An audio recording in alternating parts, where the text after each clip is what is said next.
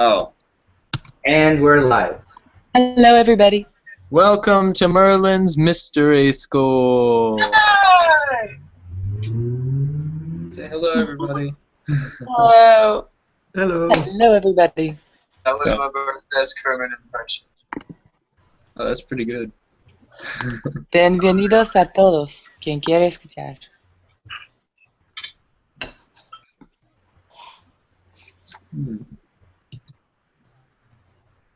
Well, I'm glad that you all are here, and Indigo's getting his snack on. everything, everything is going pretty good tonight. We're going to be getting into Solomon's Magick, which is basically more so Western ceremonial magic, and it is basically going off of the work. If the great King Solomon ever did exist historically, that's basically what we'd be getting into. You guys, are you familiar with basically Solomon's temple and how that was built and everything? I'm aware that it is an allegory for the human body, the human temple. Mm-hmm. Well, I mean, yeah, that's totally true, and that's a good way to look at it. But basically, the myth that we're talking about is how it was built, if that was a myth. Built without the sound of hammers and axes by demons. Thank you.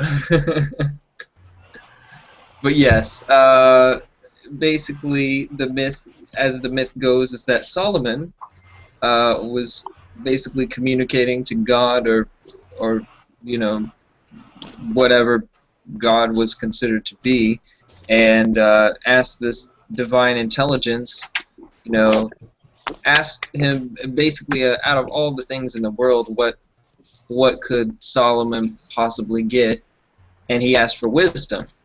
Remember, Solomon was known as the wisest man in Egypt, and basically, kind of like the Arabian Nights story that you hear in Aladdin. He worked with the angels, but also he basically used the power of God to control the angels and demons in order to build this temple, and that was the Solomon's temple. And if you ask any Mason, a good portion of them will tell you that basically Masonry is based off of Solomon's temple. But the thing that first has to be understood is that these were never demons to begin with in the first place. These were actually pagan deities that were later, because of the perversion of, say, the church and certain things, that they were turned into demons. So they got a bad rap because things were perverted, and instead of being deities, they got turned into demons. But there's two sides of this. So I'm very familiar with the work with the angels, and the angels are just as powerful, maybe even more so.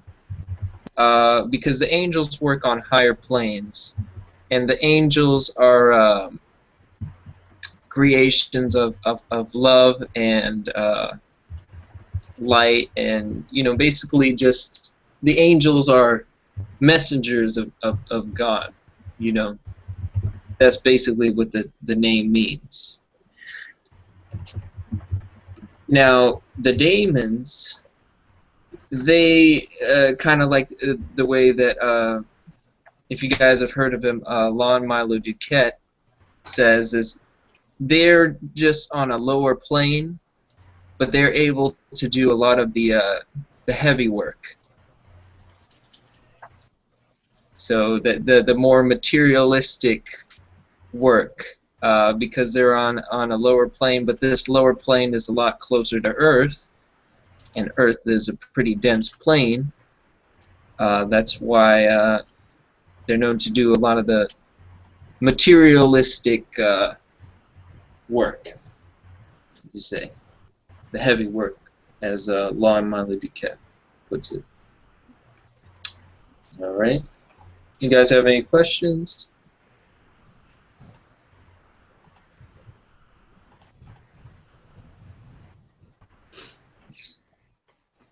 No, so far. All right. So first we've got to go into basically let's check this out here.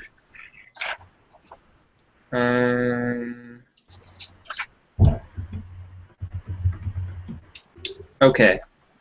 This is from the book called The Lesser Key of Solomon, and this says, magical phenomena, however, come under a special subclass, since they are willed and their cause is the series of real phenomena called the operation of ceremonial magic. This consists of sight, so you know, being able to see things, you know, with your eyes. And this is with the reason of the circle, the square, the triangle, the vessels, the lamps, the robes, etc. is for, because it's stimulating to the sight. So the purpose for wearing a robe, or having a wand, or a bell, or anything you can see, basically, that's stimulating for the eyes, is the reason for all that type of apparel, is because it's stimulating to the sight. Okay. That's the only reason? Go ahead. Is that the only reason? Well, as far as in remember, it's ceremonial. So in ceremonial magic, the reason is because, I mean, you know, some people could just wear it just because, you know, think makes them look like Fantasia or something, you know. But I mean, it speaks to the subconscious mind. Yeah. Also. It feels like it's for a person to make themselves feel bigger, because they're extending themselves beyond just, you know, their skin. Well, it mainly just puts you into a mindset. You know, it's like when you put on the robe, you have the wand, you're an mage. You know, so. But you've got to totally be in that mindset. Yeah, it lets the younger self play, basically. That's why I call a lot of the altar tools toys, because you know you get to play with them. You know, and you get to do all of the neat little stuff with them. So it actually brings you into a mentality, you know, and mindset, like Michael said, of being a mage or a sorcerer or whatever you want to call it yourself. Mm-hmm. So that's foresight. So, you know, I can read, I can write, I can smoke my daddy's pipe. You know, that's what the purpose of it is for. The next one is, of course, sound. We need to hear things, you know, whether it's in our head or we need to hear things to, like affirmations. So sound equals the invocations.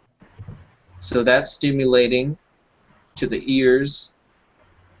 So whether people, if people pray in their heads or they pray out loud, just like an affirmation, once again speaks to the subconscious mind, but also you hear that and it stimulates your ears, sound.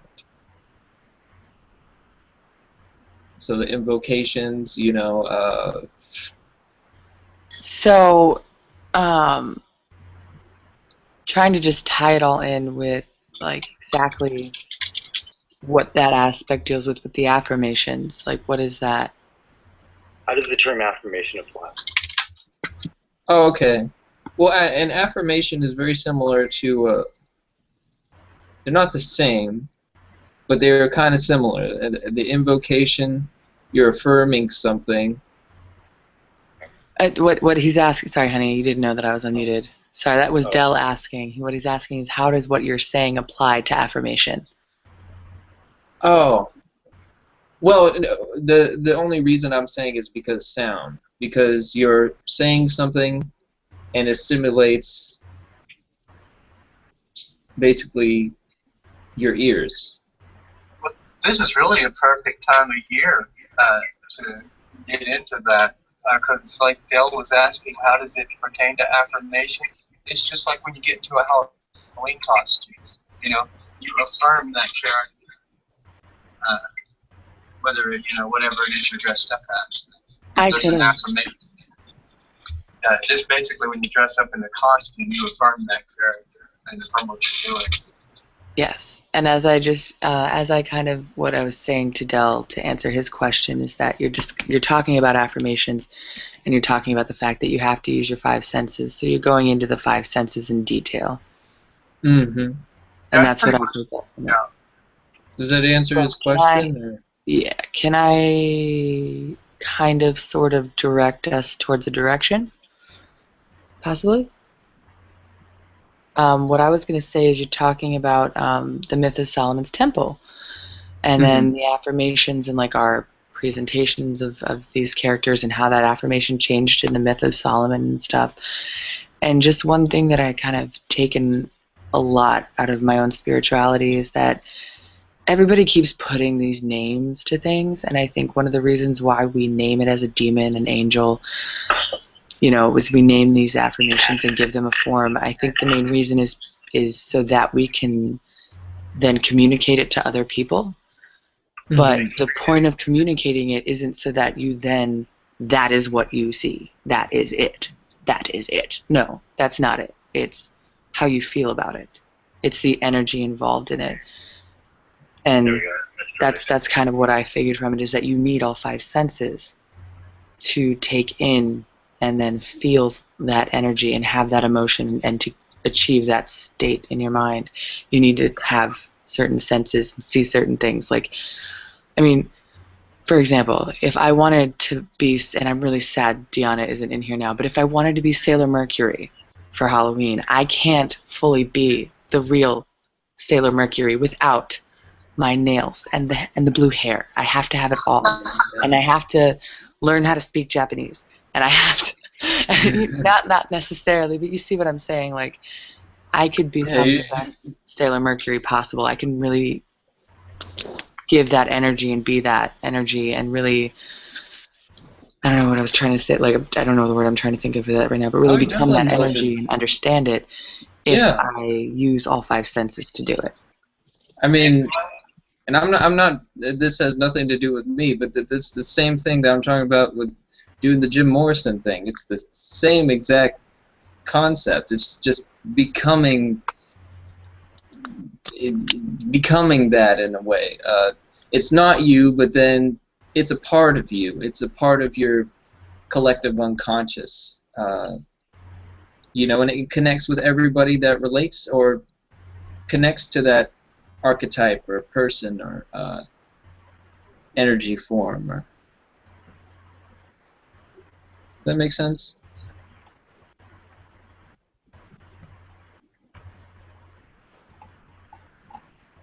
So hopefully that answered the question. But yeah, basically, so once you got your eyes and ears stimulated, then you know you have the nose, smell, which you know, in the cranial nerves they call the olfactory sense.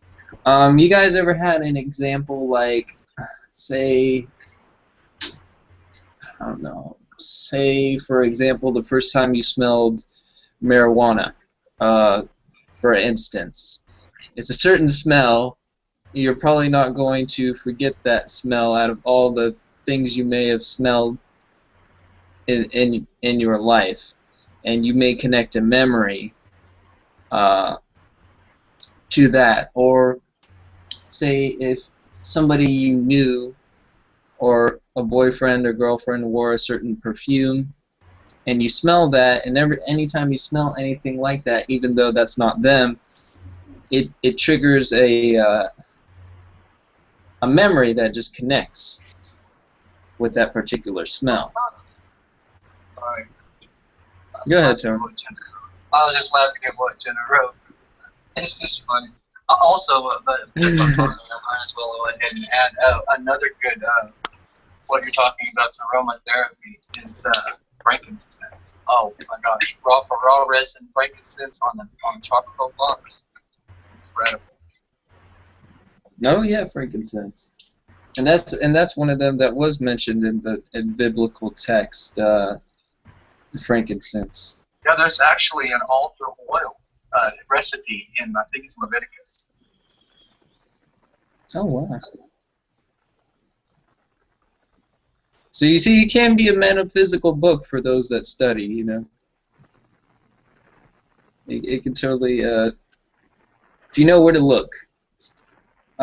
So with the smell, that olfactory sense, which when you're able to use these in meditations, it just makes it a whole other thing. You know, it's like an IMAX 3D or 4D or maybe 5D meditation when you're using all five senses. The smell, of course, you know, there's just some smells you just probably won't forget. It just smells so good. That's the same kind of concept, because when you do a particular, say, ritual or whatever it is that you do, you remember that smell, and that smell connects either with whatever you're working with, or it connects with the first time, you know, you ever did something with a robe on, or did something that was just really mind-blowing to you. So that's the smell. Hey, Michael, are you like implying Yes, sir. that? Are you like implying that one's meditations can be heightened by invoking the senses to things that are familiar? That, for example, like thinking of a smell that has a strong response for us during the meditation. Are you implying some kind of connection like that? Absolutely. Okay. Yeah, because the cranial nerves that sit like on the side, or say just around the pineal gland, it intensifies everything. So it's kind of like the way to go beyond the, well, I don't know if you could really go beyond the five senses, but basically the way to look at it like this, as if the five senses is like a trap or a cage that the most people's mundane reality, this is what my teacher used to say, a good portion of people's five pillars of faith, eating, sleeping, shitting, pissing, fucking, and going to work.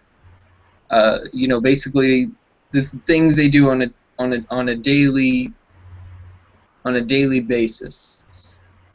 But when you use the five senses to their maximum extent, in a way, it's like you master the five senses, or you go beyond.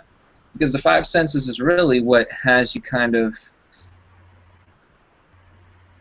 I don't want to say trapped, but kind of So it's trapped like to a physical. So it's like as an example, rather than in entering meditation, to do so with an essential oil, rather to imagine in my mind the essential oil smell. Yep. Okay, that's pretty If clear. you've experienced it, then you can recreate it. You know, so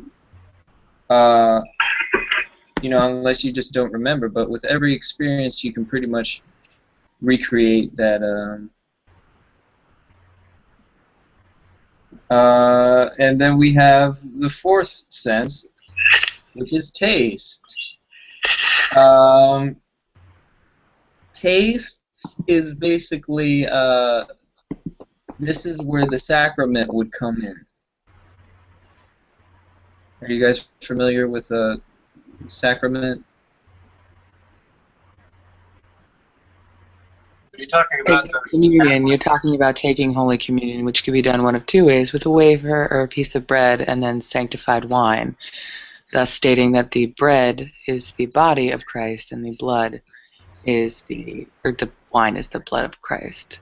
The Holy that's the Christian form of it anyway. I haven't done enough, but I'm sure that other religions have something similar. Oh yeah. There's many things you could use for sacrament. I was just going to say, they pretty much got that ritual from tasting ale.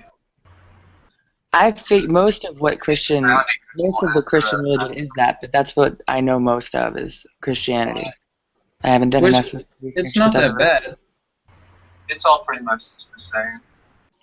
I mean, I like wine every now and then. Yes, but what I take from sacrament, what I actually take from sacrament as a basic generalization, is that you are using the physical world to symbolize taking the energy of God into yourself and becoming one with that energy. Exactly. That's a really good definition. The physical body is a representation of everything else. The sacrum is, part of the back, lower back, right? So, thing like the blood of Christ or the bread, that's your blood. That's spinal fluid circulating through your body. So it all comes back to, like, every expression is visible in every doctrine. The physical, any text, it's like all speaking a different language, but the same thing. Mm-hmm. Now it could be bread or wine. That's an example. Also, bodily fluids could be part of the tasting. I'm not judging anyone. I'm just saying it can be part of the sacrament. So just eat what you want, and as long as it's not hurting anyone or anything. A sacrament can basically be any of that, and basically, like Jenna said, is symbolic of something that you're eating, but it's stimulating your sense of taste to whatever you're going to be putting in your body. The fifth sense is touch. So that is pretty much obvious. Some human beings enjoy physical contact.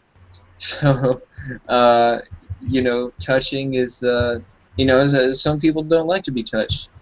But nonetheless, touching, whenever you touch something, it stimulates one of those senses. And then 6, you have the mind. So what is the purpose for all of this? Well, the thing is that if you only use one sense, say sight, your brain chemistry would be, pretty normal in a sense. But when you've got, let's just give you a vivid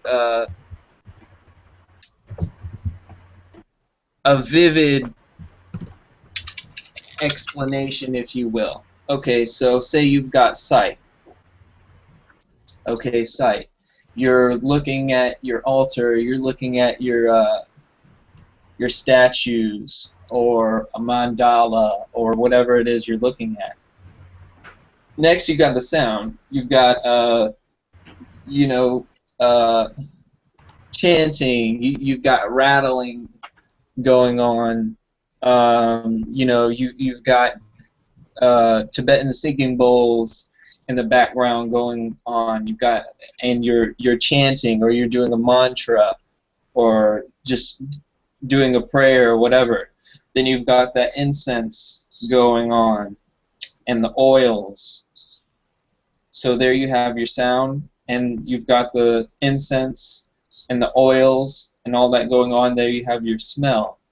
And then taste, the sacrament, whichever you choose as your, whatever you want to put into your mouth. And then you're touching something, whatever it is you're touching. You're touching your wand or whatever it is. And then the mind. Okay, so we've just gone from a normal, say, mundane state of consciousness without doing anything. But once you've got the robe on, you've got all these senses stimulated, then check out what happens. The brain chemistry begins to change. And when the brain chemistry begins to change, the reality begins to shift.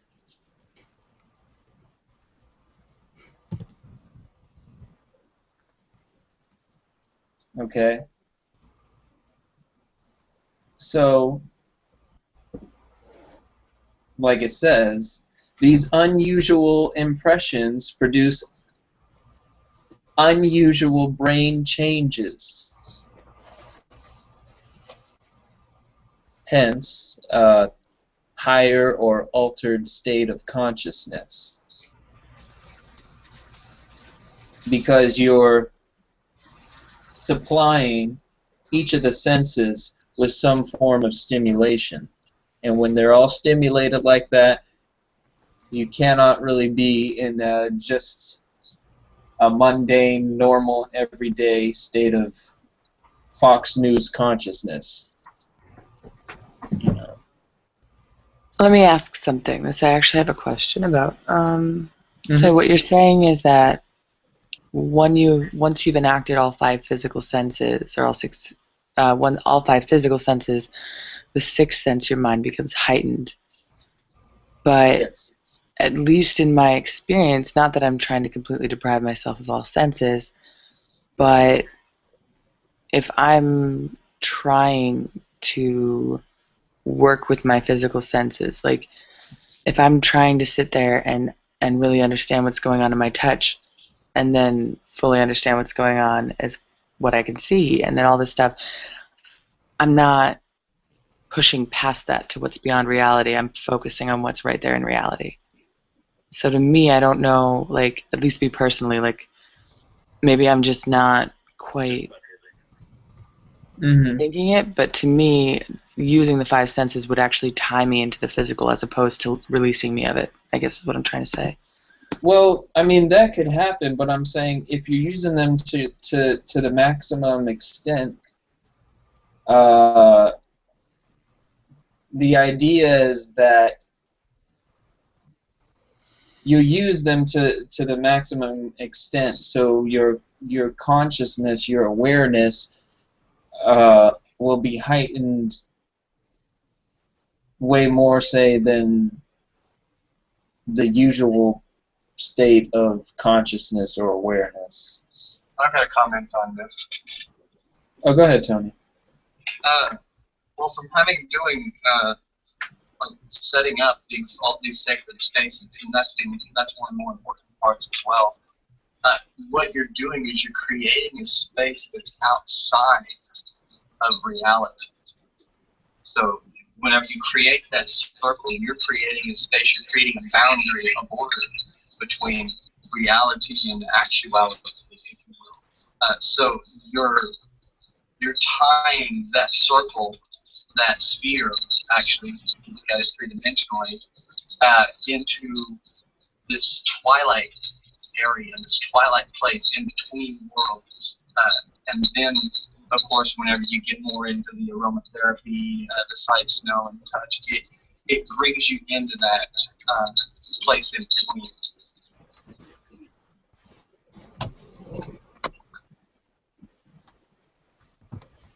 If that makes sense.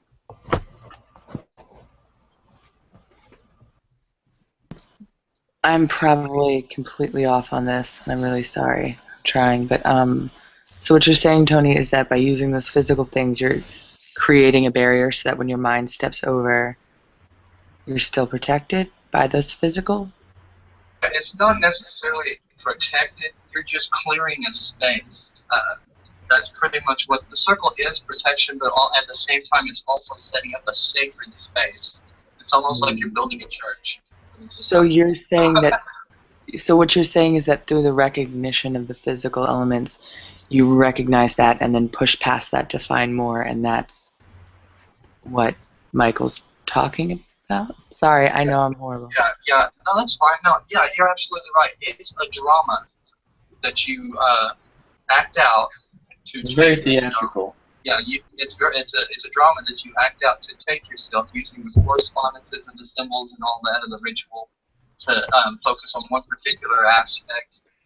But you're doing that in this sacred space that you created that leaves the world behind.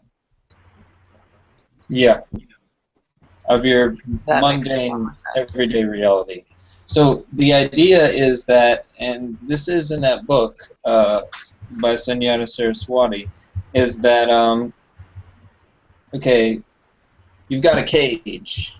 Okay, say for example, you're a chicken in a cage, and you've got, say, one chicken by itself is not going to break the cage. But if say there's 5 chickens, and they each begin laying eggs, and they just lay so many eggs that it just doesn't fit in the cage anymore, and just by utilizing it for the sense that the cage just, okay, maybe not a steel cage, but maybe made of twigs or something, but anyways, it's just going to break because there's all it just does that make sense?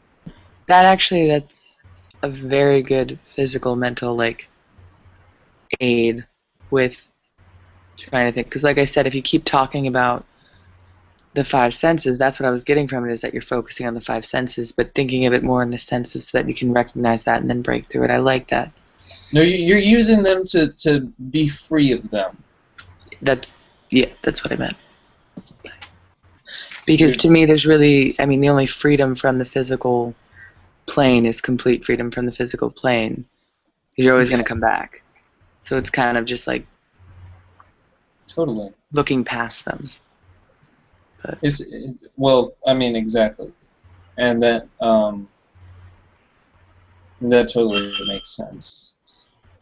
All right, so let me ask you. So now that we are looking into this meditation, and we've been talking about this meditation with the 5 senses, how does this relate to the myth of Solomon?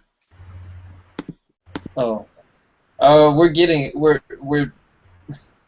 got to read on before it all ties in and makes sense. Because I know people are like, huh? Where's I thought we were getting to angels and demons. This is coming up. I've just got to read on a little bit more so everything makes sense. Well, let me know when you want to call the quarters before we get into anything deep. Oh, yeah. Oh, totally. And to be honest, it's no disrespect, but I'm glad Andy's in faraway land right now, because this is something we cannot be teaching to children. There's a certain type of spiritual maturity. Can I just go burn? Can I just say that real quick? Because that's what that felt like for a second. Sorry. And it took the hit for Andy. Now let's move on. Right. You know, it's just we can't be playing around with the shit. You know, like we said So in the previous. continuing on, so that we can get to the part where this deals with Solomon's Island. Okay. I really want to talk about, or it's not Solomon's Island. I'm sorry, it's a place in Maryland. I'm losing my head. Solomon's Island. I like that. Literally, I know it's almost 12 o'clock midnight here, and I've been up since 4 a.m. So yes. Oh wow. Okay. So, but can any of the effects describe? Now, this is basically what the person that's talking to the person that wrote this book was asking. But can any of the effects described in this book, Goetia, be obtained? And if so, can you give a rational explanation of the circumstance? Say you so. He says, I can and will. The spirits of the Goetia are portions of the human brain. Their seals, therefore, represent Mr. Spencer's projected cube.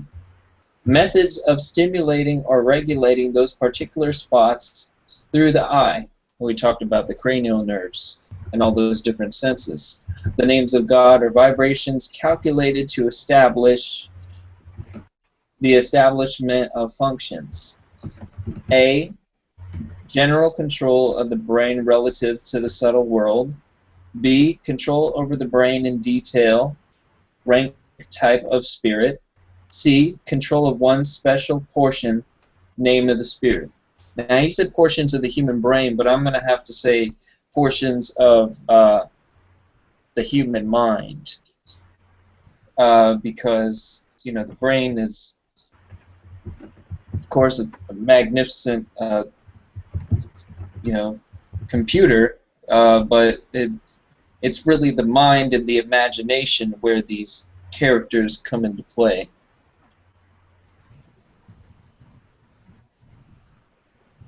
So now does that make sense with the senses?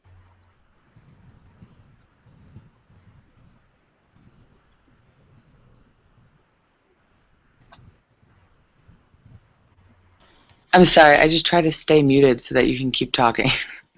Oh, okay. So I just wanted to give like a thumbs up to you, be like, yes, that makes sense with the senses. It does. It's good.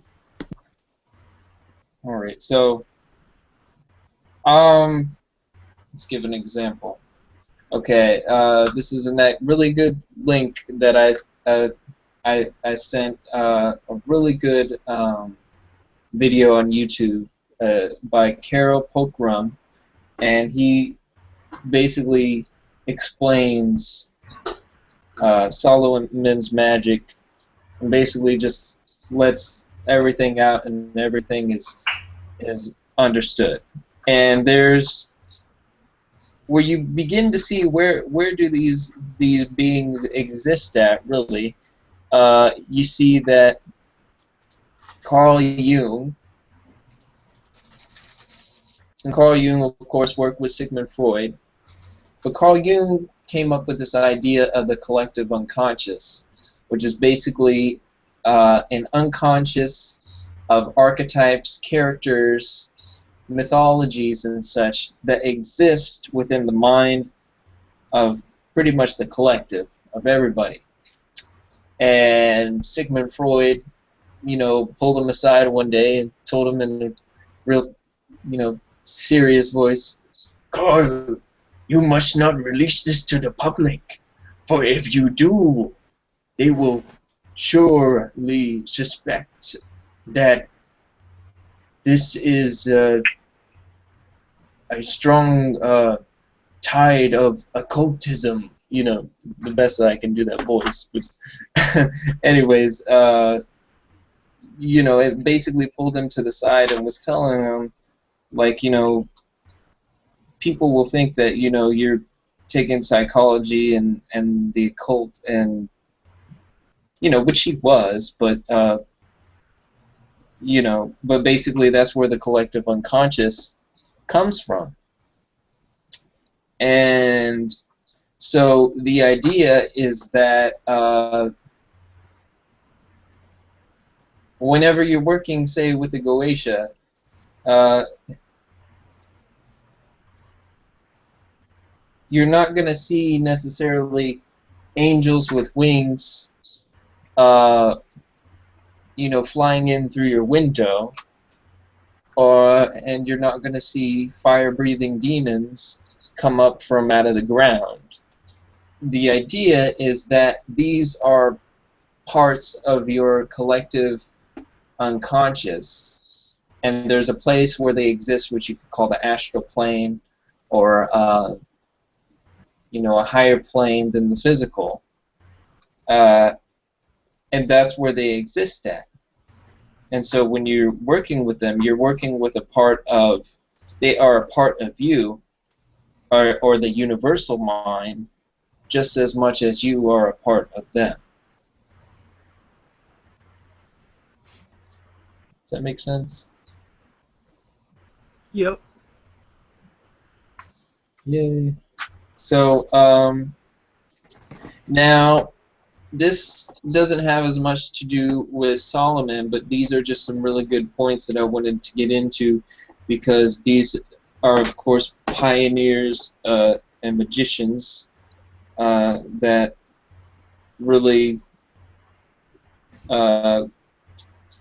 played a good part in the contribution to magic and such.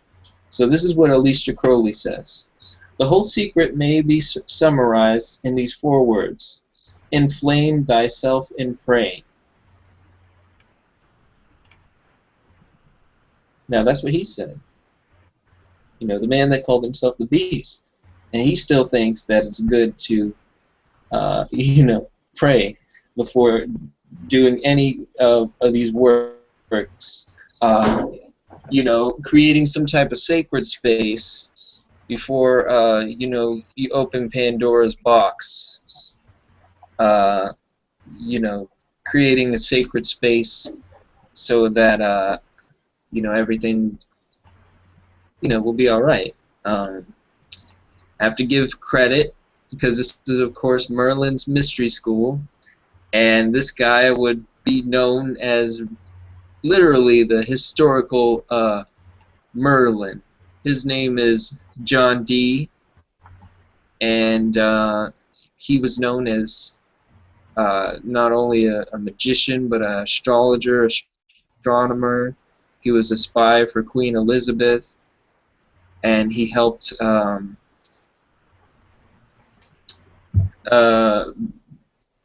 basically come up with a lot of things that are known today as, like, the Enochian alphabet, the Enochian angels.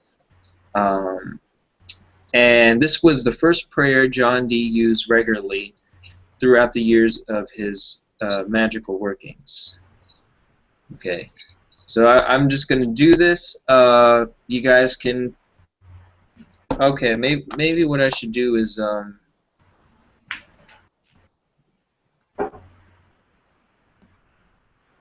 Now it'll take too long to type that all out. I'm just going to read it, and you guys, if you guys want to, you know, hold the intention with me, or, you know, basically just say it mentally. But this is what John Dee would say.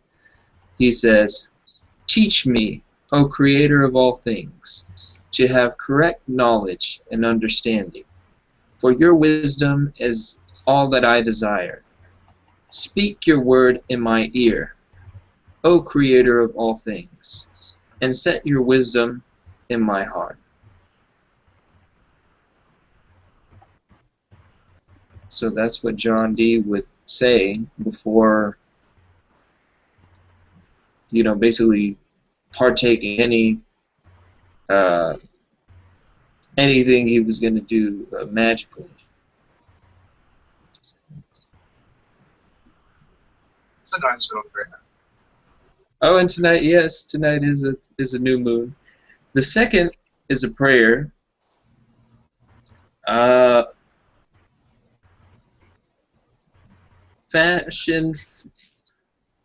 fashioned from the words of the Archangel Michael, spoke to Dee and Edward Kelly during their March 14th, 1582 action. It goes, "Behold the ring, lo, this is it, wherewith all miracles and divine works and wonder were wrought by Solomon. This is it, which the archangel Michael has revealed unto thee. This is it, which philosophy dreameth of. This is it, which the angels scarce know. This is it, and blessed be his name. Yea, his name be blessed for ever. Without this I shall do nothing. Blessed be his name that encompasses all things. Wonders are in him, and his name is wonderful. Pele. His name works wonders from generation to generation. Amen." And that was spoke to John Dee and Edward Kelly, basically. And these both came from the book Enochian Vision Magic by Lon Milo Duquette, which is a really good book for those that would be interested in Enochian work. You guys have any questions?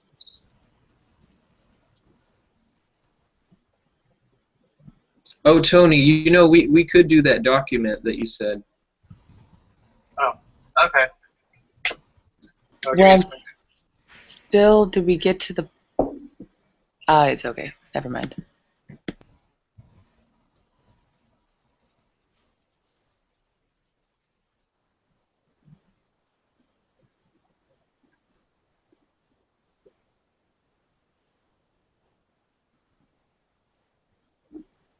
Wait, go ahead, Jenna. Oh, no, I was saying I wasn't going to... No, it's okay. My question was pretty much not even a question anymore as I thought about it. So it was like that. So keep going. If you guys were wondering about summoning or anything of that nature, according to McGregor Mathers, if you guys were to want to summon one of these spirits, according to him, he didn't want anybody to do it in their house. It's something that should probably be done outside, or you know, basically, because the thing is, just in the house, if you do summon, say, one of these spirits and certain things, you want to make them go away, at least outside, you know, you can take care of it outside. You can either banish it, or you can, you know, basically use the angelic forces to tell it, you know, okay, well, you're not doing what you're supposed to do. All right, you know, back in the vessel you go. You know, but treat them with respect. You know, if you treat them with respect, they are more than likely to treat you with respect.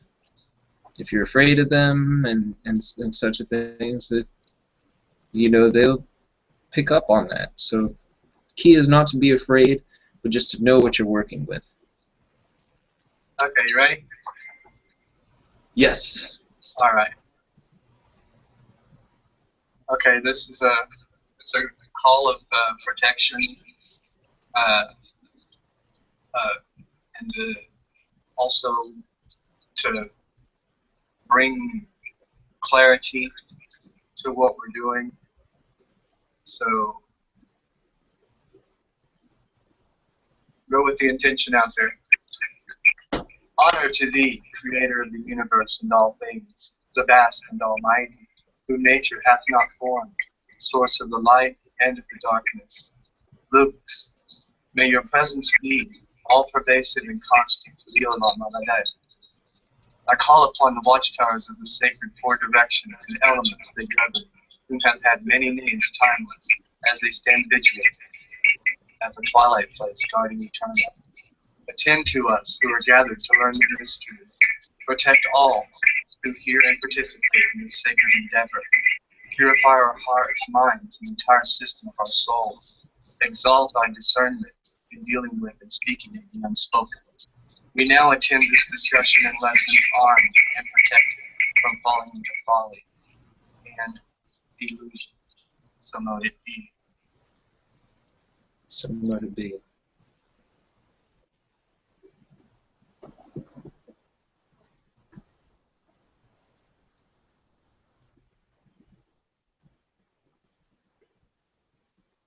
Oh, that one was just really beautiful. Oh, thank you. I really like that one. Tony, I'm thinking from there,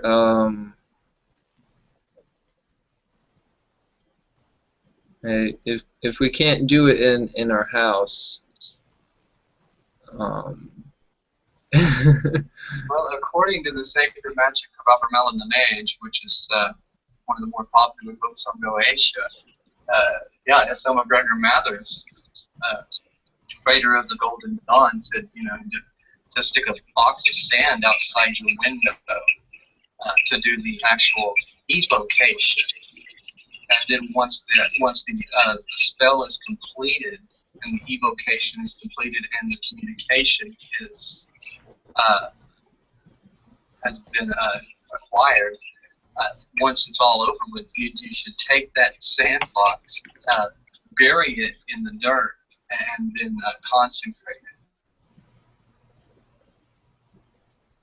it. Just for the sake of not letting any resilient energies that might continue to exist to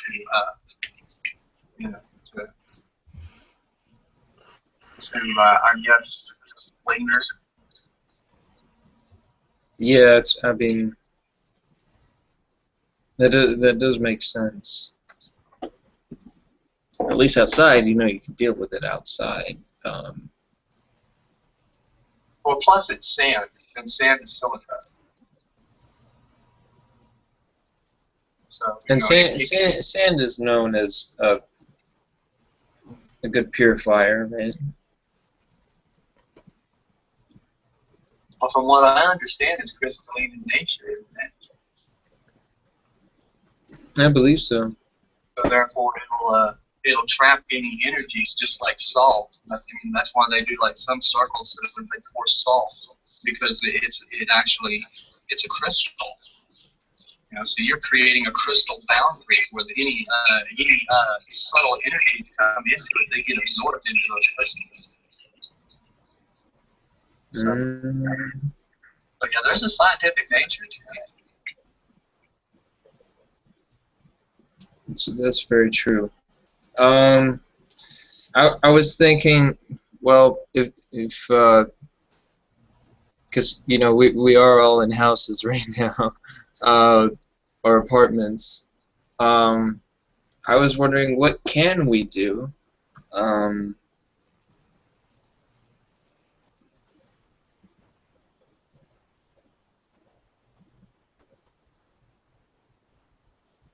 Is there anything that we can do? Oh, you mean you're talking about like a goetic ritual? Well, that, or you know, if we're looking at that, would be better to do outside. Maybe we want to work with more angelic forces. Well, we did do the protection calling of the quarters and bringing into the state of mind of the infinite our awareness to what we're doing. So, I mean, really, you can, if you don't want to, we can't really do a ritual practically. So, as far as I would say, you know, just since we have that understanding and that awareness and that discernment up, discuss maybe some of the names of the angels and demons and what that represents and what kind of entities they are. Ah, okay. We could do that. You know, just kind of get an idea of what different types of entities you're dealing with. Yeah. Entities and quotes. Actually, that's a good idea. And I know Bonnie has a book full of angels, so I'm sure she's will be pretty read up on that. Basically the four angels that basically watch over the corners of the universe are Archangel Michael or Archangel Michael, who basically acts kind of like a bodyguard or just like a protector in the physical, as well as if there's any spirits or whatever bothering you, Archangel Michael's kind of like the bouncer that will say, hey, you're not supposed to be in here. So there's Archangel Michael, there's Archangel Raphael, which the name means he who heals or God heals, and he is known as the healing angel. And I can tell you with him, because I was told that my primary angel is Archangel Raphael, believe it or not, and he works with healers, people that are on more so a healing path. He works with very good at working with people and as well as animals. There's Archangel Gabrielle, which I believe that this is meant to be a woman archangel, and she is like a messenger, and she's very good at as Doreen Virtue puts it in her book, one of the more nudgy, extroverted angels that kind of is like a book manager, or just really helps with getting and managing things and getting things done. And there's Archangel Ariel, which is known as an archangel that's really good at working with the environment, helping with animals, plants, just very these different angels. These aren't the nerd angels, these these are archangels. These are higher up on the capitalistic world. Yeah. The archangels, they are in, oh gosh, it's Sierra, I believe, world of formation. Or what we're talking about is the world of creations where the nerd angels are. Right. And so this is just the difference is that, see, you can usually never go wrong, with the angels. You could look at the angels as I don't want to say a priest. Think maybe say like a guru. Not one of the wannabe gurus, but say like Babaji or Maharishi or something. You may get on his nerves or something, but he's gonna smile and laugh and say it's okay. Now with the Goetic spirits, the difference is if you flick shoot a spitball at them or something, where Maharisha might be like, it's okay, I forgive you, all about love and peace and harmony. And the Goetia spirit is probably going to shoot a spit water right back at you. Probably a lot larger spitball. So the difference is just in the energy and that they were created in.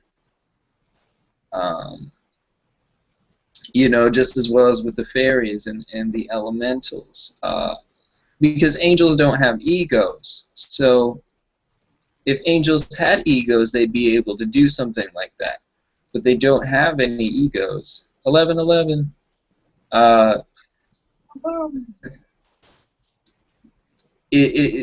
Since they don't have egos, they're only going to see the light and love in you.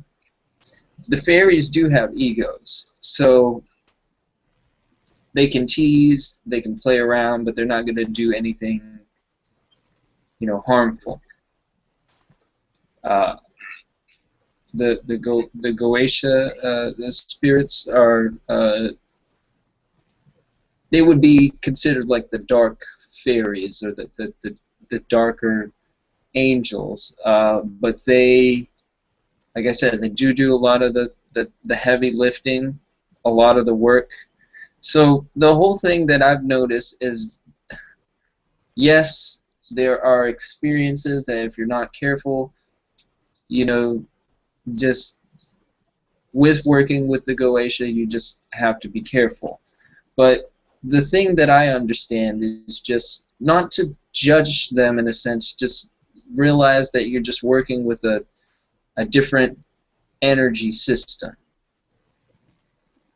You know, it's the same thing like with Andy Dzogchen meditation, you know, where he's taking you through a meditation where you're basically dying and reading to you these words in the mindset like you're dying, and you know, talking to these different deities in Buddhism, and I've seen even some of those, you know, effers, you know, look scary, you know. So I mean, it just depends, you know. I mean,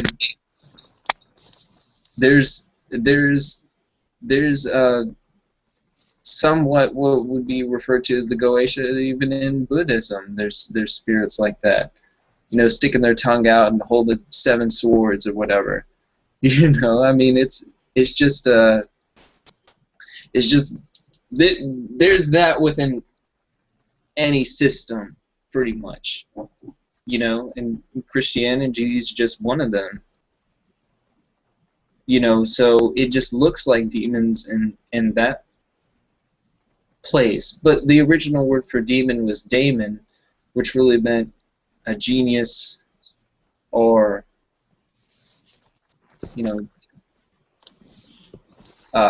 advanced spirit. But like we said, with Solomon, which Solomon is basically the archetype for the magician, is that what you're doing here is using the power of God in order to work with these different beings and understand a different perspective or light from these different beings. Like, say, like what we said in the class before with Rene Descartes, and when he was coming up with these different methods, you know, and these different philosophies, you know, he said he was having an argument with the evil demon inside his brain, you know, and this was Rene Descartes.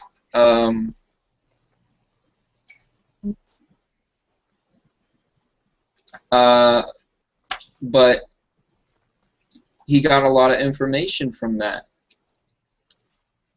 He was having an argument with it, but he got a lot of information from it. So it's really just discernment and just realizing what you're working with at any time. If you feel like you know, this thing is not coming from a place of love and not doing anything that you wished of it, you know, that's what it's really good.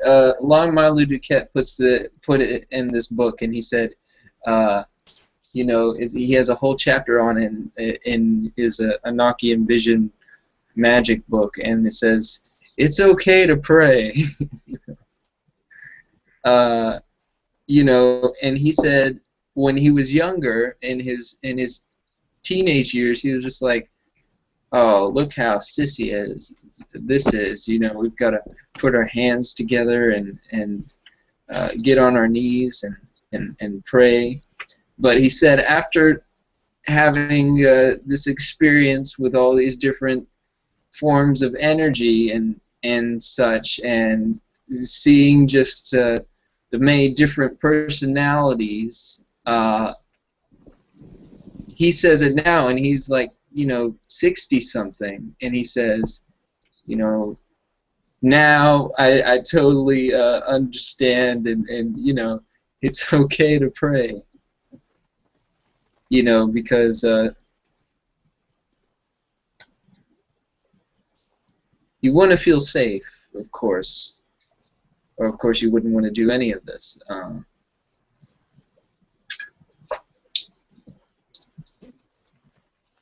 And the reason is because there is a true light that is revealed once you recognize these portions of yourself, especially when you're not afraid of them.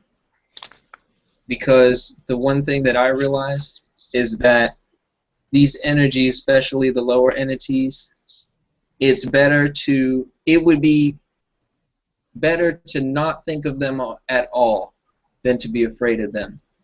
Because if you're afraid of them, you're feeding them energy of fear, and they pick up on that, and then, you know, then they know that you're afraid of them. If you go in there not afraid of them, either ready to, just not necessarily saying ready to face them, but just standing guard in the sense, and just not being afraid,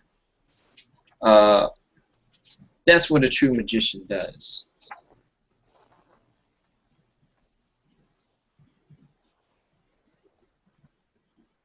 You know, I could show you guys,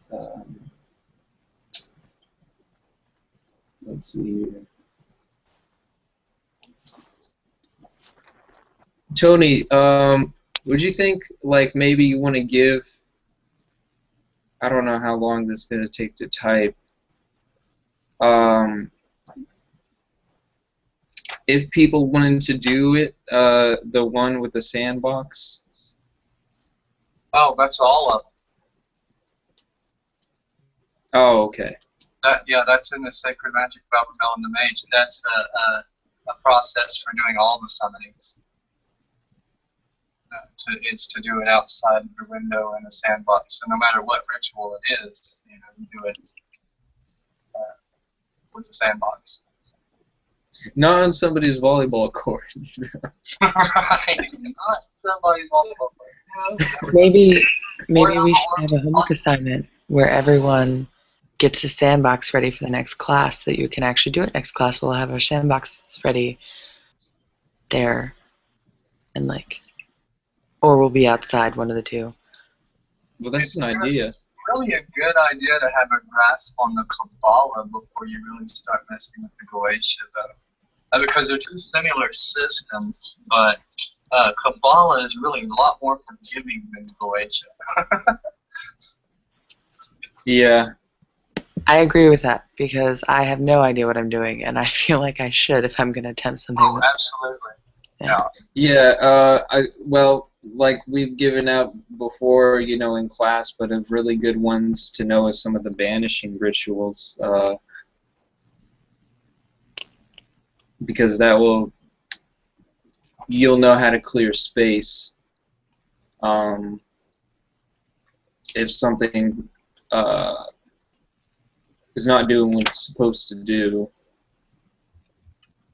You know, basically, there's the lesser banishing ritual of the pentagram, which basically, you know, you're invoking the names of God, but at the same time, there's also this little beautiful part in it where you stretch your hands out and you call the angels on each core, each part of your body, and you know, and so that's a really good one to know. And then there's basically the first part of it, the Kabbalistic cross, is basically like saying the Lord's Prayer in Hebrew, but there's a lot stronger resonation to it, because I don't know if it's just because it's in Hebrew or, you know, but, well, it's basically because you're looking at your body as the tree of life. At the same time, you're visualizing yourself as a huge, gigantic being in the center of the universe. So it's a really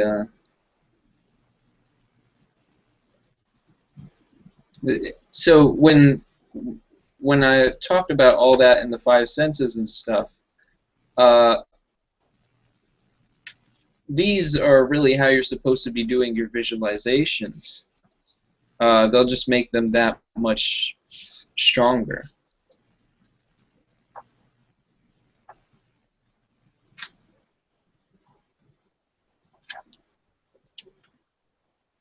Oh, you know what the funny thing is, though?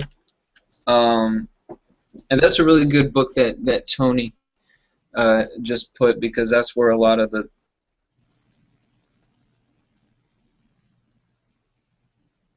book, it explains a lot in that book. But what I was saying, when I had this idea, you know, Merlin's Mystery School, the thing is that of course the historical Merlin or Dumbledore is you know, Dr. John Dee. But the thing is that I'm Merlin and I'm teaching the school, or I'm playing the character of Merlin. But the thing is, at the end of all this class and the end of all these classes, which I'm not saying it's coming to an end, but I'm saying when you guys feel like you've become, you know, modern magicians, the thing is that you all will be Merlin. Pretty much. Yep. So I'm just playing him as just, you know, an example, you know, but this is something that you all will. I don't know what a girl name for Merlin would be. I guess Merlin could be a girl name. Marilyn? Maryland. Ah, Marilyn. Oh, okay. It's a Merlin and Marilyn, you know, sitting in a tree, you know. But yeah. K-I-S-S-I-N-G. Sorry, I had to end it. I had to, like, finish my whole thought process. I was just gonna say totally. real quick, as far as those rituals go in the sacred magic or Affirmations, the mage, a majority of them that are evocations that has to do with the sandbox, they also have you use either an amulet or a talisman or both. Those are basically magic squares used with genetic magic combined with the ceremonial magic. Amulets are mainly for defensive. They guard from like, negative energies continuously.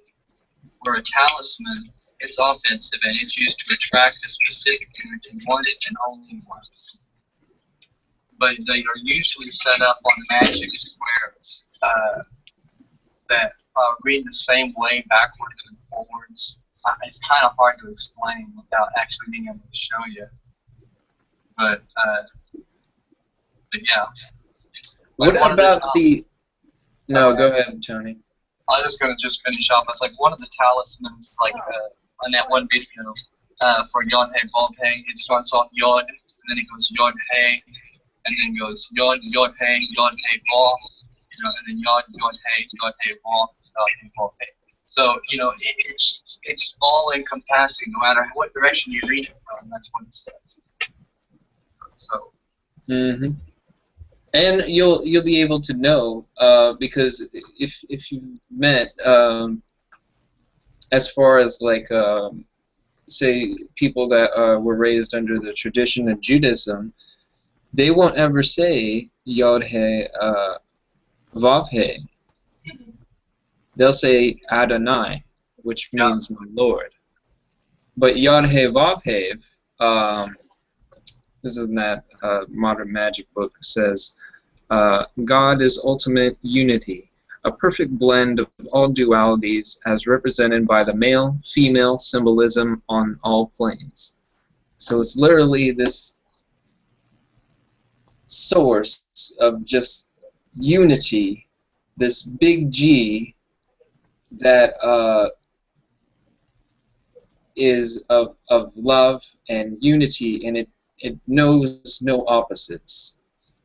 And so when you look at it on the tree of life, it is literally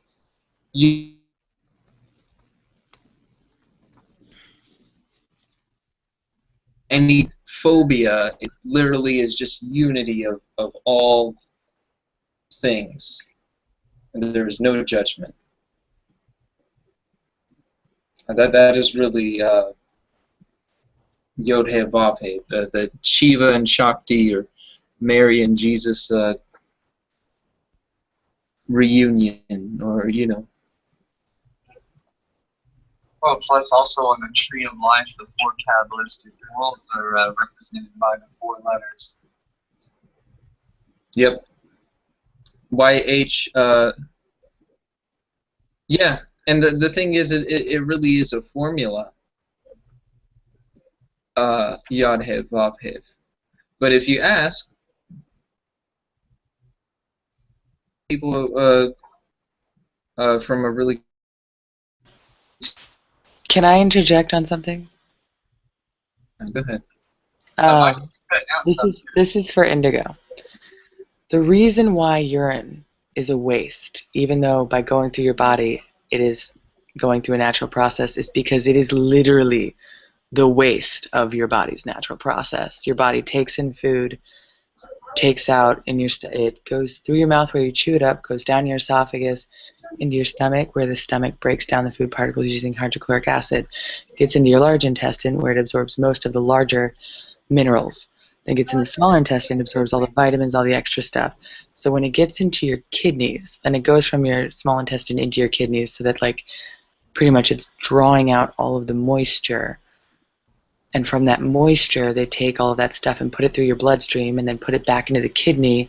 All of that stuff that comes out of your bloodstream that's supposed to be like free radicals and all the dirt and the gunk that your body's getting rid of out of the bloodstream, as it takes in more vitamins, it puts into your kidneys and bladder and all that stuff and then comes out as urine, which is why I don't understand urine therapy, because it is literally your body getting rid of everything it doesn't want and then you're putting it back in.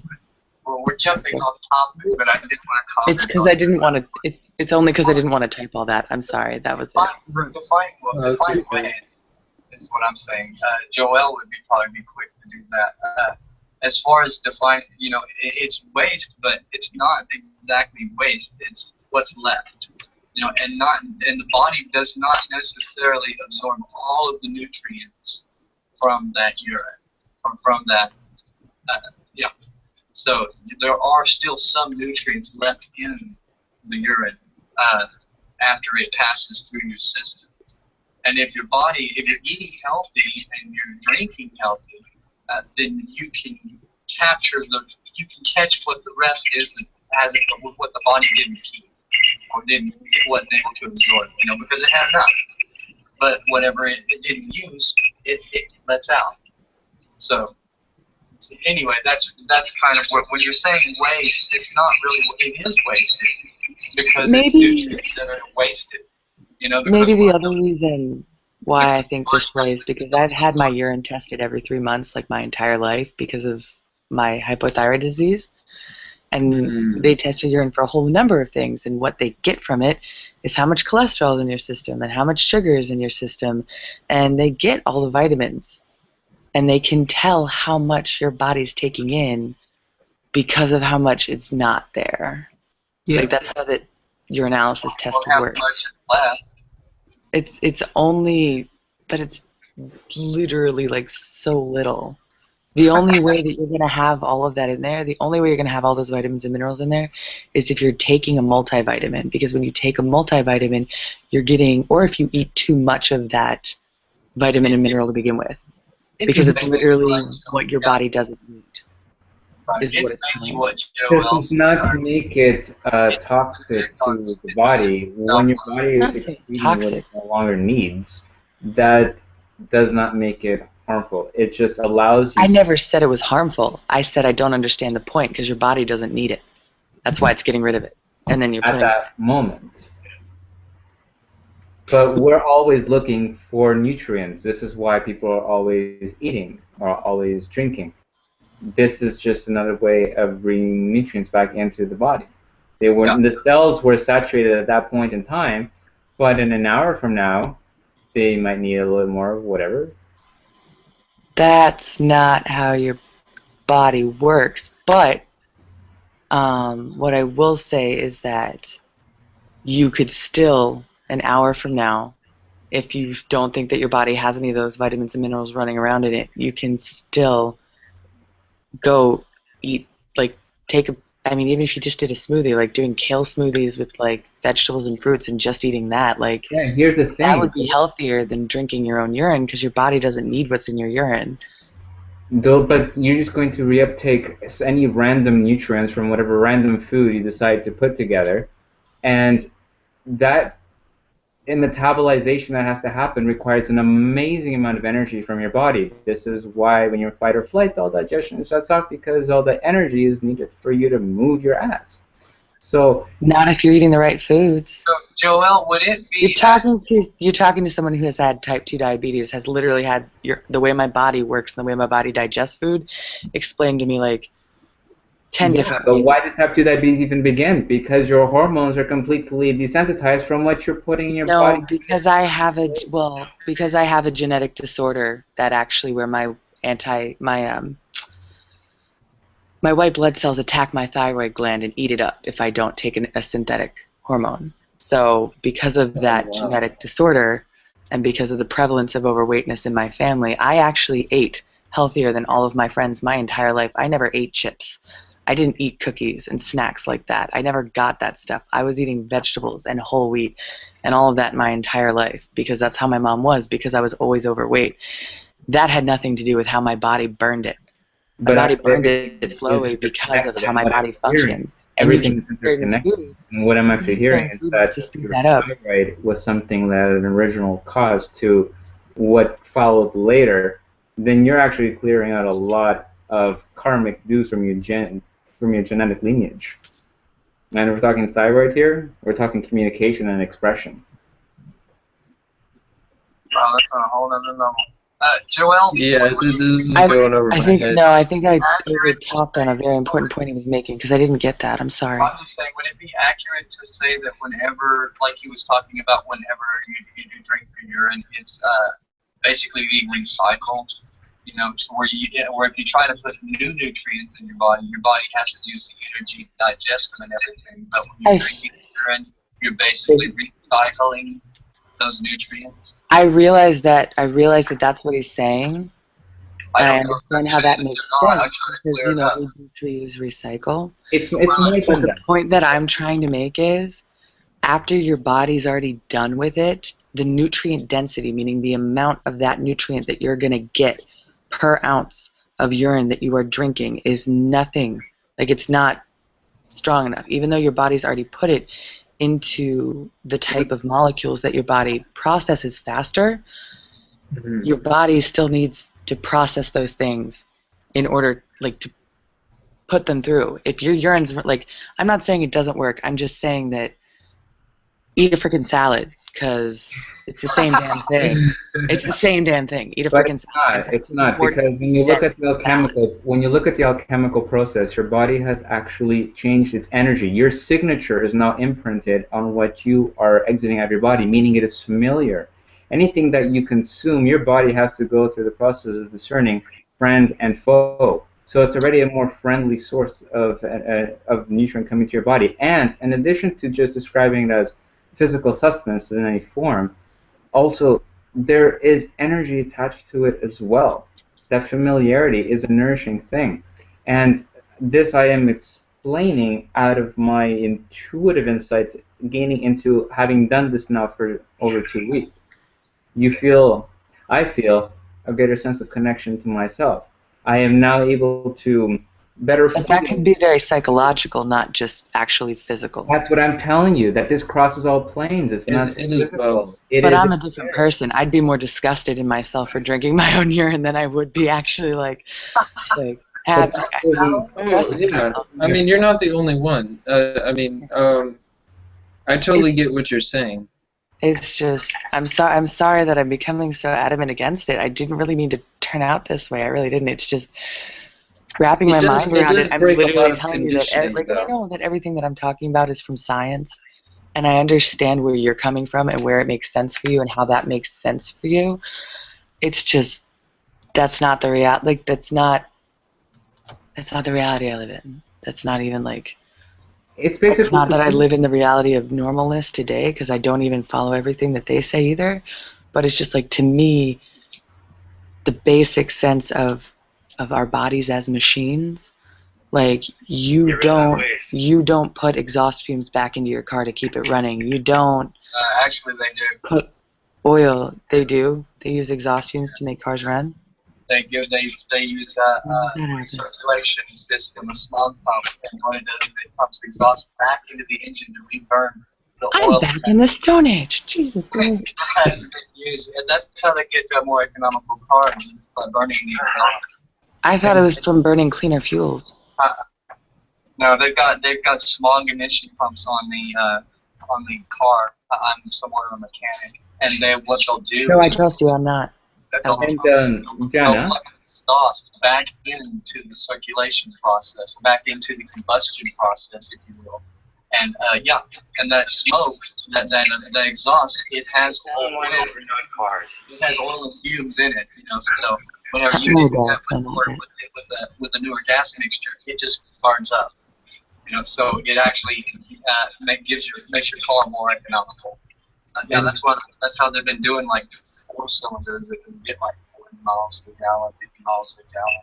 Is because You literally blew my mind. and, I had and like an just entire to bring analogy. this back full circle, the very process of undertaking something like urine therapy is also a ritual and unto itself. So it delivers a lot of power as a result of that. The power being one of self-love and self-acceptance and breaking through thresholds that we may or may not perceive are before us. So it's also an allegorical action as well. It impacts you on all levels. So I'm just basically saying to look beyond the science, look beyond the physical. I could say what I experienced was definitely a liberation. Of course, when I drank a quart one time, my stomach just hurt, That's a bad idea. But that was my bad. But there is a sense of liberation that you do feel, But a lot of people, when I put that video, and I know we're totally getting off topic here, but I'm sorry. I'm so sorry. It's all good. Basically, what I did, I read a verse from the Bible, the biblical text, where it talks about, thou shalt drink his own cistern, and then, I got the cup and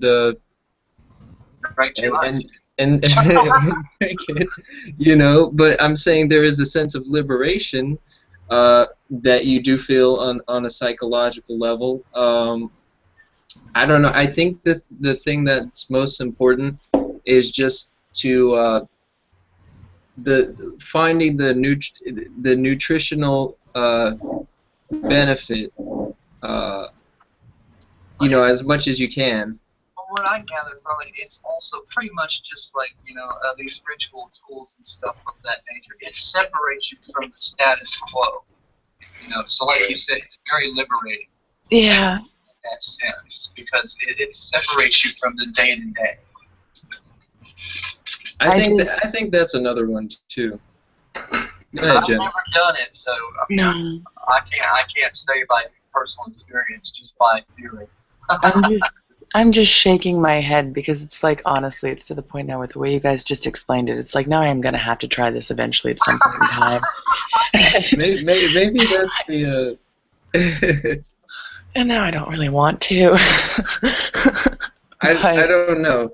But like, The I don't only know, thing. I'm that kind of person where like, I don't know, if I now know that it's like that, it's like I really, eventually one day I'm going to have to try it now. Thanks. Thanks Feel to any you. better, they We say that appreciate for your diabetics, scientific urine will make curiosity. sweeter. Huh? Yeah, Joel. I just said if it makes you feel any better, they say that for diabetics, the urine will taste sweeter. Oh, It does. that It does sound smells sweet. weird. It's really weird. Because Yeah. there's more glucose in your urine. Yeah. However, yeah. However, if you're a proper diabetic and you have your sugars in control, that won't be the case.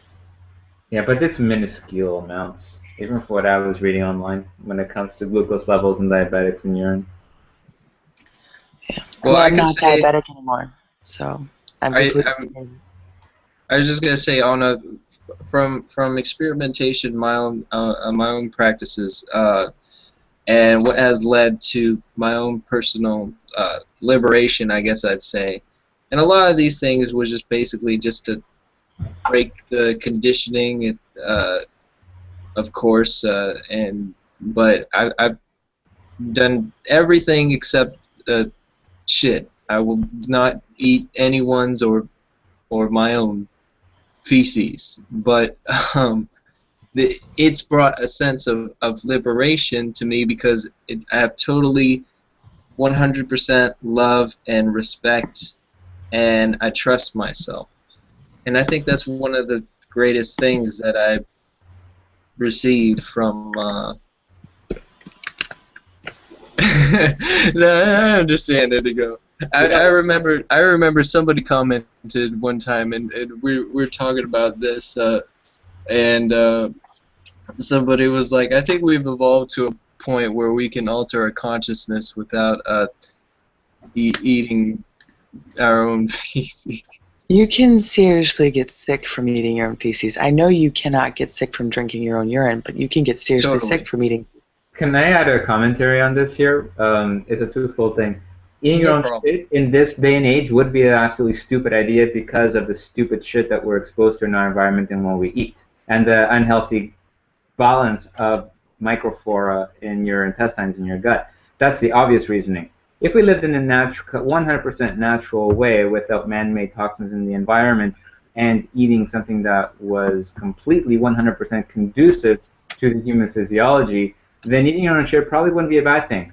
Here's the thing. Look at the instincts. No, let's hear me out. Look at the instincts of animals who eat their own That's shit. true. My rat eats his own shit because instinctually he knows that's probably how he's going to get probiotics or whatever microflora is necessary for his gut. That's his instincts talking. So that says that man's tampering with nature, has overridden and implanted these programs of judgment on us to recognize something as harmful. And it's right. Right now we should look at eating our own feces as quite harmful because we know that it will be because of the obvious crap around us. It's going to be obvious crap inside us.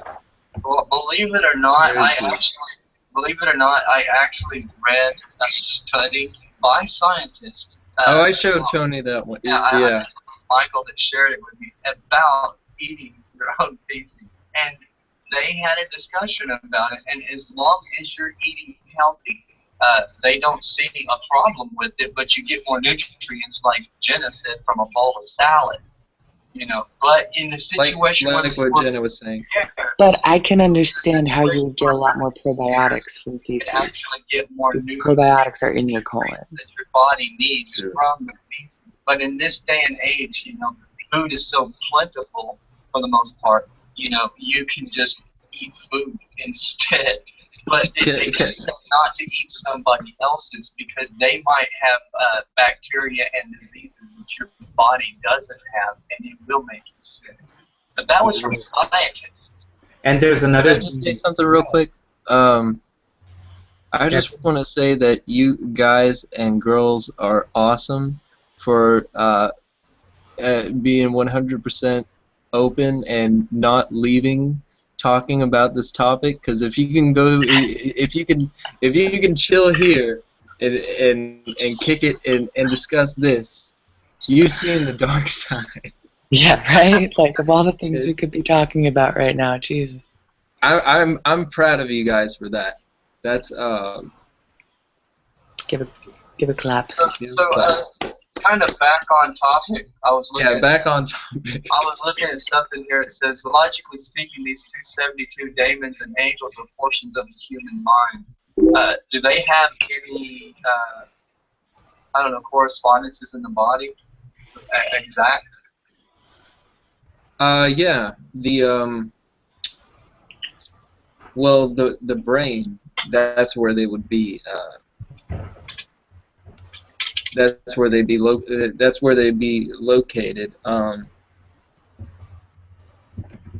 You know, all those different. There's like so many different like tunnels in the brain, where you have memory, you have these different, and then of course the 12 pairs of cranial nerves that sits around. So you have the pineal gland, which is in the very middle, and then all around it you have the cranial nerves, which includes the olfactory nerve, all those different senses. That's where they would lie, basically, in the cranial nerves. Basically, but more so the human mind, in the imagination, because like, for example, have you guys ever, just by thinking, say maybe you were in the dark, and just by thinking of a ghost or something, you were able to spook yourself out, because there may have not even been a ghost, but just by you thinking that there could be one, you spook yourself like that. Now, that's not the best way to do it, but you're able to get into that mindset and the possibility where it could exist. So, yep. It's the same kind of idea, except you're doing it with a much more divinely inspired intention, if you will. And this is really I mean, I know as much, we've been saying in the Goetia and all that, but once you really get part of it and you really see kind of the beauty and the light within this, you will really see that all the same time that, yes, they do have different personalities and such, but it all came from the collective mind, the one source.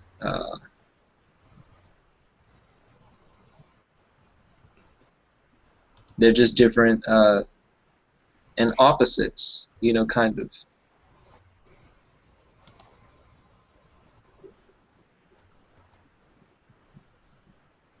Does that make sense? Yep. Yes. So you guys have any questions or anything? I'm glad everybody that showed up tonight showed up, because I truly believe these were the people that were ready for this particular level. I'm sorry, as much as you guys have heard, you can pretty much see the Captain Obvious of why you would not teach this to children. Captain Obvious. Well, yeah. It's just like I said. It's something that you have to have a good mental focus. And you have to pay attention to detail. It's just definitely not for kids. They already have a strong imagination on its own. Yeah. They can already see, elemental magic, fairy magic, natural magic, even high magic sometimes, like Kabbalah, the angels are forgiving. If you forget to do a symbol here or there, they'll just be like, just kind of chuckle a little bit, but you won't like not hear the car when you're across the road. Yeah. But all the same, even though like I myself, I know that I wouldn't practice this necessarily right now or in the near future, I'm still happy to know it and to have learned it and learn about like you practicing it, because then it kind of, I mean, all the information is helping me on my journey, Well, but this is kind of helping me to set barriers for myself at the moment so that I don't like randomly walk into some other Google chat or do some random evocation or something where I mess up, because that's me. Like I stumble well, around that's things. really why we did it, because people don't have to practice it, but at least they'll know what they're doing, and they won't have a bias to a sense of like because they won't have that idea that this is wrong or this is something they shouldn't be doing. They'll know exactly what they're doing, and if they want to do it or they don't want to do it. Because like we said, this is a system of psycho spiritual development, but at the same time, you could see somebody that is not mentally healthy and insane and taking this information and uh, the lunatic is off the grass, I mean, but so you just gotta just really just know what you're doing. That's really what it comes to. Electricity is perfectly wonderful to use, but if you stick a fork in the socket, Yeah, you get zapped. yeah. So it's the same concept. And you can even know how to like hook up a battery, with the battery cables and stuff like that. But then when you get to an actual, electrical like transformer setup, I can't remember what they call them, but where they have the whole setup there with all the insulators and all of that stuff. If you don't know what you're doing, yeah, that's not necessarily a good thing. It's a more advanced form of the same thing. So we must do battery cables, but you have to have quarter-inch thick rubber gloves to do it. Right. Exactly. And I'm really happy of you guys just being here, because at least it's been downloaded. So it's the option of saying, well, I could just work with the angels, and you could just take that path. The angels are no chumps. It's like Michael is holding a huge sword. I mean, it's not like a. Well, the 72 angels, outside of the 72 Daemons, the 72 angels are in the Kabbalah. Mm-hmm. So you don't necessarily have to deal with the lower aspects, and you can still work with half of them. I would. That's 72 is a pretty good. That's a pretty solid number. That's 72. You can work with 72 angels in a matter of I don't know what, 4 or 5 months, something like that. Depending, taking a break, it might take you about a little over half a year. But that's still a good endeavor right there. And you could get tons of information just from one. Oh, absolutely. So it's the same. Well, I have unnatural. But yeah, okay. If you're interested in Goetic magic, I would definitely highly recommend Kabbalah, because Kabbalah is basically the same type of system of magic. It's just not as dangerous psychologically. I was gonna say like well, what I was gonna say is basically with this whole thing, and it is connected to the Kabbalah. When I got into this information, I was I was definitely into mysticism and such, and working with the chakras and stuff. But I was more, identifying myself as a light worker, pretty new age, kind of guy. And I was, and I was that way for a while. And I still, I know it's all about light and love and certain things, but it's kind of like the whole thing, like with Anakin, he was taught, say, from Star Wars, he was taught the light side of the Force, but he never knew the dark side of the Force, so he only knew one side. That the thing that is different is that when Luke comes along, his son, he is basically, when he battles Darth Vader, he's dressed in an all black,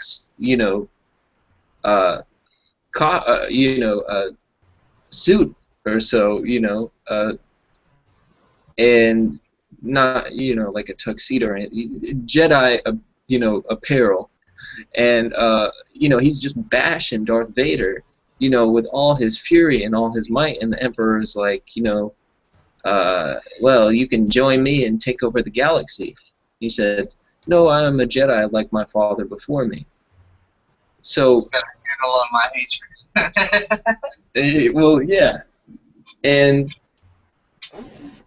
it is the combination of the light and the dark, and when knowing how to use them both. Because you can be a light worker and say namaste all day, but if somebody slaps you in the face, where does that, you could say namaste again, but I'm saying, like, the part of you that's going to protect yourself or do something back, possibly, is the portion that you might want to use, or maybe throw an elbow or something, or a sidekick or something, and that part could be considered maybe the more lower self, but you're doing it to protect yourself. So it's the combination of both forces, if you will. That true combination would be you approaching that from a neutral perspective, so that in an instant, if someone smacked you, you would be able, rather than being reactive and seeking vengeance, the will of the ego, you could remain neutral and understand, and through love and compassion, understand that this person is just reacting out of their self-defense because they have not yet seen a different way. The lighter aspect, and not integrated that. Or you could look at it neutrally and respond with a lesson. Yeah, you could do that too. Don't go around slapping people, or this will happen.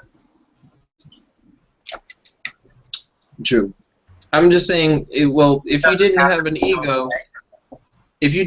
ego, and a person just slapped somebody, or slapped you, in this sense, without an ego, you wouldn't do anything. The ego is what makes you want to do something. Like, ow, man, that hurt. What the heck, Like. I disagree with that. Mm-hmm. Yeah, I have to say, whenever, if you're neutral about it, it's not necessarily ego. It's just seeing yourself. With me, it's like, the way I look at it, I see myself in another lifetime. And what do I need to teach me? You guys acknowledge the concept of the higher self. So if you look at then our physical body as the vehicle for the will of the higher self, that means we are motivated to take action that is not from ego, because ego is not of the higher self. Ego is our instinct of survival here. So in essence, you respond. You respond with a lesson, as Tony would say. Or, I mean, you could just sit there and not do anything, but I'm just saying. But who's going to learn from that? Yeah, exactly. But yeah, that's how I approach it anyway. I don't know if it's right or wrong. Shit on your hands. But but but that's just the way I deal with it. I look at it as like, well, this is me in another lifetime. What would I need to learn? What would help me on my process, my path? Hey, Michael. Exactly. You know, to get the firearm to just let somebody know, hey, some people won't tolerate that, but you don't have to necessarily have to do damage to do lesson. Right, what were you saying, Joel? I was going to ask you, have you formally completed what you wanted to convey today? Yeah, I mean, I would say so. I mean, if nobody else has any other questions, did you wanna No, it's midnight now. get off or I'll stop it after I have one more question, because admittedly, I actually said that I have 15 minutes, and I was wondering if you could possibly distill in just a few words or a sentence or two that the core of what you were conveying that the child should not be attempting to do. Oh, the Captain Obvious. I could, yeah. Well, basically, it was something that you know, I think you guys already heard. Andy figured out about the Goetia, or if he ever knew about it before. He basically was wanting to teach kids that he was working with 12-year-olds and stuff about the Goetia. And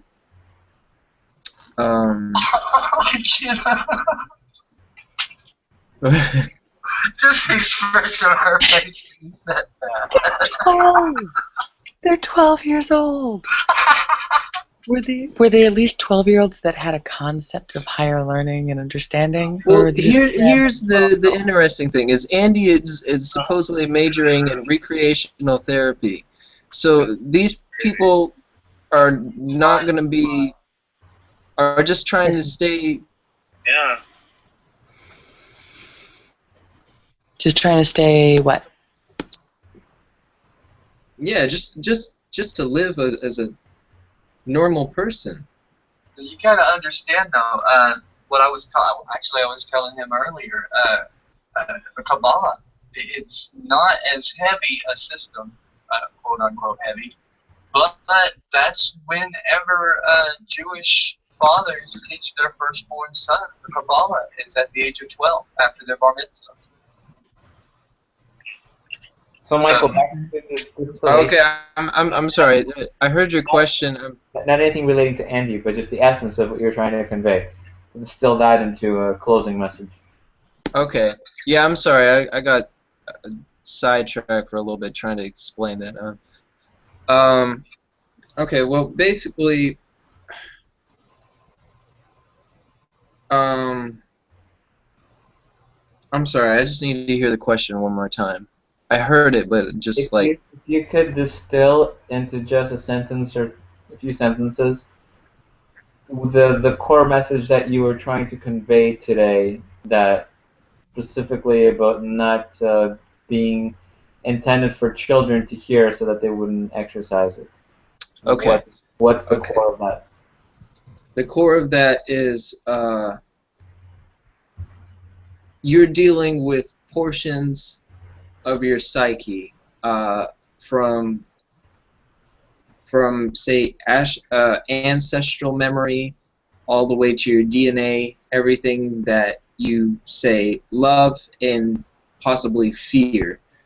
So you need to be in a mentally and physically healthy state to partake in these practices. For kids to be trying to work at this level, one, you know, the ego in having all that knowledge and not knowing what to do with it, and then trying to plague with people with it, not understanding how the system works. So what I wanted to teach basically in tonight's class is the understanding of what it truly is, how it can help us in spiritual development, and how we can use something that may be perceived as dark or lower for a holy and divine purpose, if you will. Okay. Does that answer your question? I'd like to add to that also. If I can. No problem. Okay. Well, also, I was mentioning it earlier. Most children, they don't have the mental focus, the preparedness, the attention to detail, the mind, what's the word I'm looking for? They don't have the attention span for dealing with these particular type of rituals. You have to be, this is like something you might have to sit in meditation for 3 hours for. And if a kid can't sit in meditation for 3 hours, he definitely or she definitely can't do poetic magic, because you have to maintain focus for sometimes a long length of time. So, and if you can't maintain that focus and keep an accurate idea of of what it is you're doing, and keep up with the whole process and everything, then you're not going to be able to do it safely. You have to be able to pay attention to detail consistently. Very true. So it's like their spiritual awareness also isn't quite there. Yeah, there's a level of maturity that. There's a level of maturity. Yeah, exactly, Michael. That's exactly what it is. Maturity and focus, perception, paying attention to detail, and attention span, and whether or not they're able to have that as faculties that they've developed, and as a child they haven't had time to develop those faculties. I wonder if that will change with the new children being born into the world now, with heightened awareness and sensibility and sensitivity. That is a yeah. good point, because I did mention that's like most children, but that's not all. There might be 1 or 2 that are 8 or 9 years old that has better mental acuity than I do. So you can't say all, and I hardly ever use absolutes. But yeah, but most children are, that this is something that's way past their grade level. Yeah, I'm pretty sure I wouldn't be interested in having a child someday, in the not insanely distant future, if it comes to be, where that wouldn't be the case. I mean, just being so aware as we are at this time, that anything we do, any control we attempt to seize onto children is just going to give them some emotional barrier to work through later. So having that knowledge and that awareness to not take action towards our children that would create emotional barriers and hurdles for them to overcome, they could express this purity much more readily off the bat, easily by the age of 12. Just a thought. True. Yeah, absolutely. But I only say this like I said, I'm not shitting on Andy or anything. I'm just saying that he started with teaching kids in recreational therapy, and that was basically what he was wanting to major in psychotherapy. So in these places, when people start hearing things in their head, or start hearing voices in certain things, they go there for therapy of that type of thing. You start messing around and trying to teach this to kids who already need psychotherapy, all hell's broken, let loose. Yeah, for sure. You have to be both grounded and connected at the same time in order to make sense of this in a fashionable way. That's why I really got on to him about that, is because I really do care about this information. I want people to progress, and we can progress. You just can't be, But if you're trying to do it and push it See, the one thing that I think I love about Andy, and also I think is like his flaw in this, is that he's trying to push all of it on everyone, all at once. Yeah, you can't do that.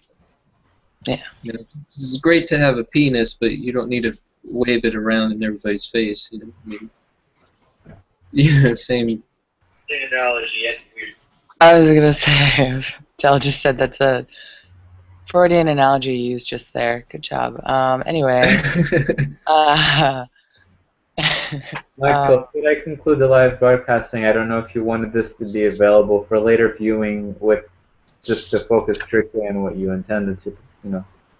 Oh yeah, totally. Well, I want to thank you so much, Joel, for you know, being able to host this and everything. thank you for thank you for schooling me on more than just the topic of the evening. A round of thanks to everybody. Yeah, thank you. Really awesome class. Everybody's input Yeah. was valuable. It was. It was a good class. Yay! In the traditional fashion of the Neo Gonzalez, whatever Brandon's thing, everyone wave goodbye to the internet. Bye, Internet. Bye-bye. May the force be with you.